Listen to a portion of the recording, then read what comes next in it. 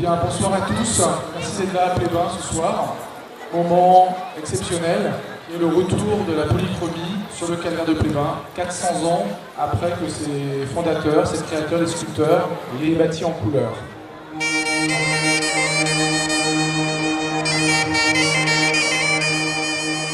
Dominique Cap, pourquoi l'association s'est-elle lancée dans cette aventure de colorisation des calvaires monumentaux de Bretagne? Eh bien, Monsieur Didier Lesage, vice-président de l'association.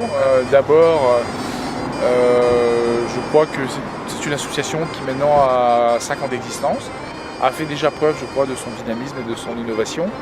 Et c'est un projet où on retourne aux sources de la création des calvaires. Et on est complètement dans les objectifs que l'on s'est fixés, qui sont de transmettre ces calvaires aux générations futures en faisant passer leur histoire, passer tout ce qui touche autour de ces calvaires. Et la polychromie fait partie de leur histoire, puisque au départ, ils étaient en couleur.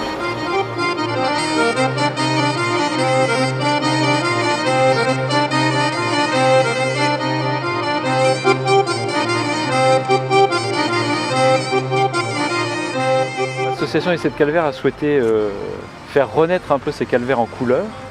Comment est-ce que vous avez travaillé, vous, scénographe, pour imaginer les couleurs que vous pouviez apposer sur ce monument? On a pas mal regardé. D'abord, on peut voir à l'intérieur encore des couleurs de la même époque sur des sculptures de la même époque. Donc ça nous donne déjà des idées sur les pigments. On consulte beaucoup de documentation, puis on imagine ce que ça a pu être.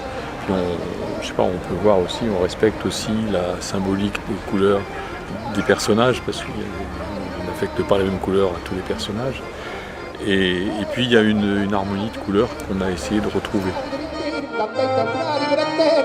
D'un point de vue technique, alors comment est-ce qu'on réalise cette mise en couleur du monument? Alors d'un point de vue technique, c'est quelque chose de très très fin, bien sûr, puisque l'objectif c'est de coller au plus près aux sculptures, de leur redonner leur couleur d'antan. Et on sait que ces sculptures étaient peintes dans le moindre détail, les yeux, le rose d'une joue. Et donc ça participe d'un travail qui est fait très en amont. On vient sur place avec les optiques avec lesquelles on va projeter et on prend des photos dans l'axe précis depuis lequel on va projeter. Ensuite on rééclaire pour recréer des ombres et ensuite tout ça se passe après en laboratoire derrière les ordinateurs avec les stylos et les palettes graphiques.